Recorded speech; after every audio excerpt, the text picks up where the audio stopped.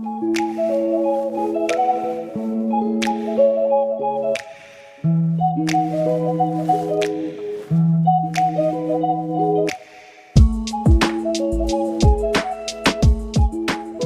selamat pagi semuanya.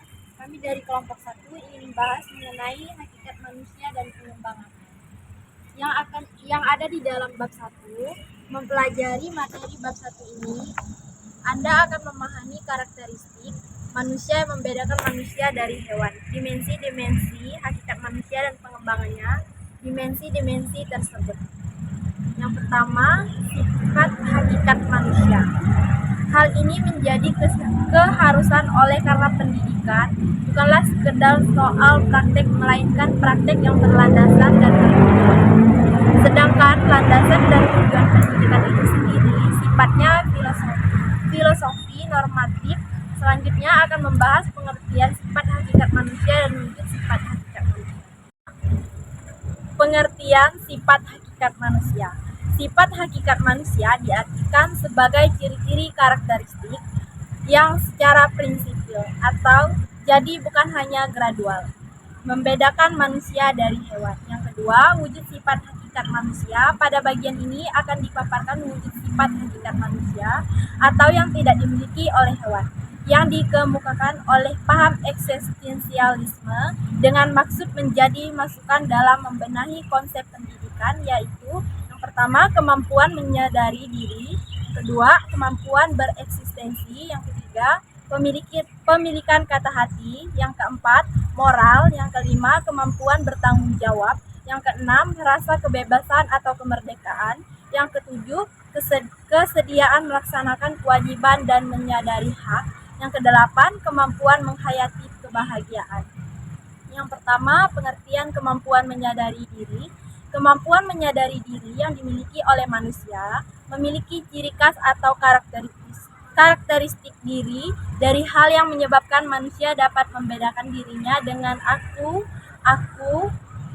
ia, yang lain, atau mereka dengan non-aku atau lingkungan fisik sekitarnya. Yang kedua, kemampuan bereksistensi. Kemampuan menempatkan diri dan menerobos, inilah yang disebut kemampuan bereksistensi.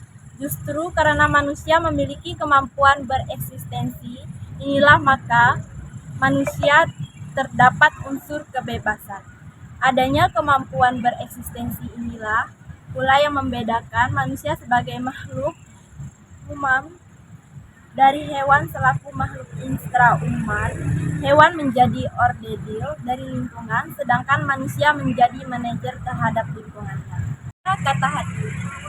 Manusia memiliki pengertiannya, mereka menyertai tentang apa yang sedang dan yang telah dibuatnya. Bahkan mengerti juga akibat baik atau buruk bagi manusia sebagai manusia.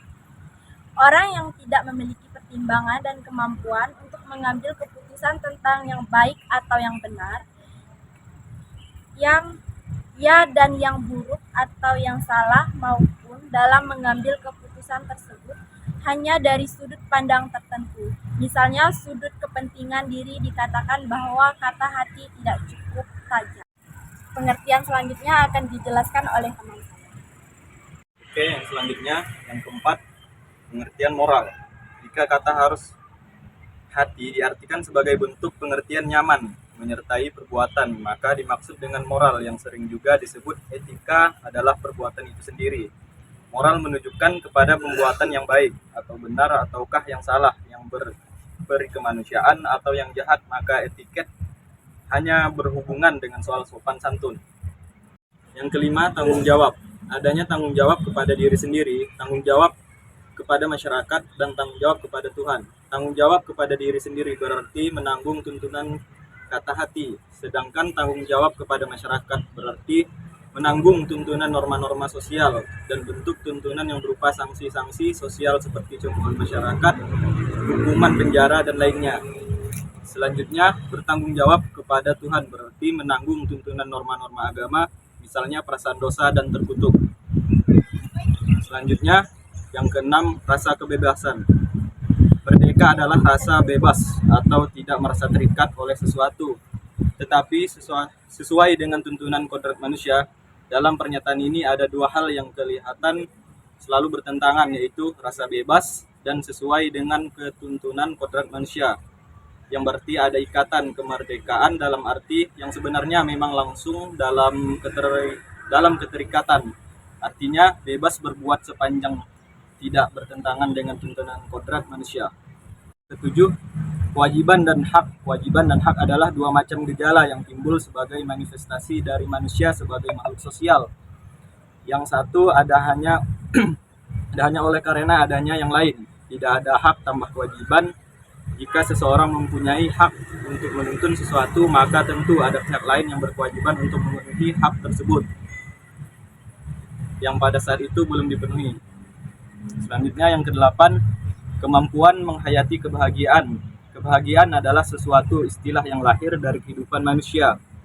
Penghayatan hidup yang disebut sebagai kebahagiaan ini meskipun tidak mudah untuk dijabarkan tetapi tidak sulit untuk dirasakan. Dapat diduga bahwa hampir setiap orang pernah mengalami rasa bahagia. Untuk menjabarkan arti istilah kebahagiaan hingga cukup jelas dipahami serta memuaskan semua pihak sesungguhnya tidak mudah. Misal, rasa senang, gembira, bahagia, dan sejumlah istilah lain yang mirip dengan itu. Sebagian orang mungkin menganggap bahwa seseorang yang sedang mengalami rasa senang atau gembira itulah sedang mengalami kebahagiaan. Inilah selanjutnya akan dijelaskan oleh teman saya. Yang kedua, dimensi kesosialan. Setiap bayi yang lahir dikaruniai potensi sosialitas. Demikian kata M.J. Langford 1955. Pernyataan tersebut diartikan bahwa setiap anak dikaruniai benih kemungkinan untuk bergaul. Artinya setiap orang yang dapat saling berkomunikasi yang pada hakikatnya di dalamnya terkandung unsur saling memberi. Yang ketiga, dimensi kesusilaan. Susila berarti dari kata su dan sila yang artinya kepantasan yang lebih tinggi. Akan tetapi di dalam kehidupan bermasyarakat, orang tidak cukup hanya berbuat yang pantas. Jika di dalam yang pantas ada atau sopan, itu misalnya terkandung kejahatan terselubung. Karena itu maka pengertian susila berkembang sehingga memiliki perluasan arti menjadi kebaikan yang lebih. Dalam bahasa ilmiah sering digunakan dua macam istilah yang mempunyai konotasi berbeda, yaitu etiket, persoalan kepantasan dan kesopanan, dan etika, persoalan kebaikan, yang artinya kesusilaan mencakup etika dan etiket. Baiklah, penjelasan selanjutnya akan disampaikan teman saya, Nadia. Baiklah, saya akan melanjutkan penjelasan yang selanjutnya. 4. Dimensi keberagaman. Pada hakikatnya, manusia dan makhluk religius sejak dulu kala, sebelum manusia mengenal agama, mereka telah percaya bahwa di luar alam yang dapat dijangkau dengan perantaraan alat inderanya, diyakini akan adanya kekuatan supranatural yang menguasai hidup alam semesta ini. Untuk dapat berkomunikasi dan mendekatkan diri kepada kekuatan tersebut, diciptakanlah mitos-mitos. Misalnya, untuk meminta sesuatu dari kekuatan tersebut dilakukan bermacam-macam upacara, menyediakan sesajen-sesajen, dan memberikan korban-korban. Sikap dan kebiasaan yang membudayakan pada nenek moyang kita seperti itu dipandang sebagai embrion dari kehidupan manusia dan berasa. C. Pengembangan dimensi hakikat manusia. Seperti telah berulang kali dikatakan, sasaran pendidikan adalah manusia, sehingga dengan sendirinya pengembangan dimensi hakikat manusia menjadi tugas pendidikan. Ada dua kemungkinan yang bisa terjadi, yaitu 1. Pengembangan yang utuh dan pengembangan yang tidak utuh. 1. Pengembangan yang utuh. Tingkat keutuhan pengembangan dimensi hakikat manusia ditentukan oleh dua faktor, yaitu kualitas dimensi hakikat manusia itu sendiri secara potensial dan kualitas pendidikan yang disediakan untuk memberikan pelayanan atas pengembangannya. Selanjutnya, pengembangan yang utuh dapat dilihat dari berbagai segi, yaitu wujud dimensi dan arahnya.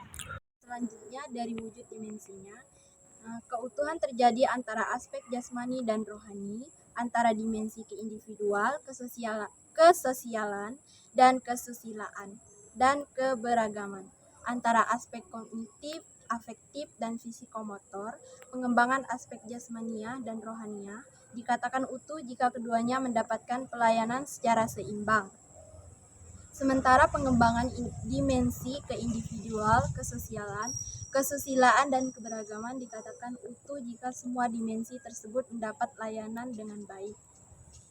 Jika terjadi pengabaian terhadap salah satunya, dan pengembangan domani kognitif, afektif, dan fisikomotor dikatakan utuh jika ketiga-tiganya mendapat pelayanan yang berimbang.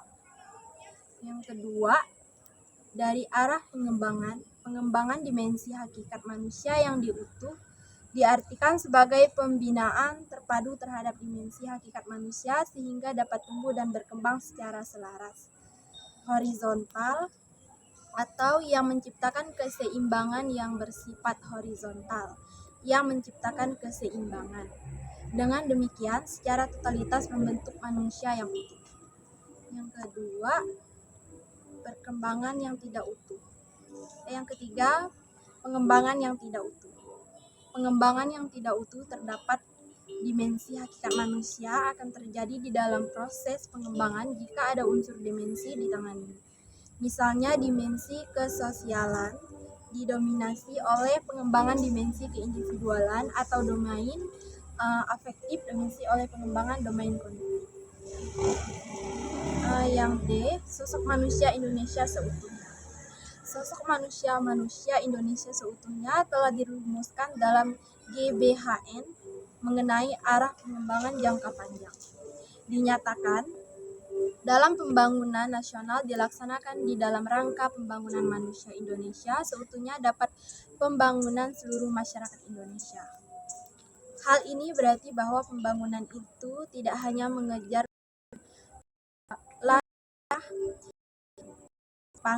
sandang, perumahan, kesehatan, ataupun urusan batiah seperti pendidikan, rasa terhadap mengeluarkan pendapat yang bertanggung jawab atau rasa keadilan, melainkan rasa keselarasan, keserasian, dan keseimbangan antara keduanya sekaligus batiah.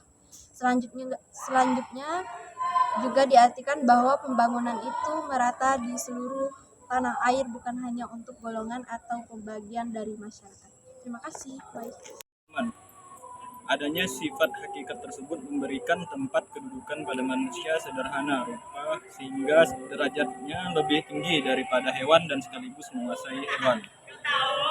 Salah satu sifat wajib dan istimewa ialah adanya kemampuan menghayati kebahagiaan pada manusia. Semua sifat hakikat manusia dapat dan harus ditumbuhkan. Berkat pendidikan, sifat hakikat manusia dapat dikembangkan selaras dan berimbang sehingga menjadi yang utuh. Sekian rangkuman.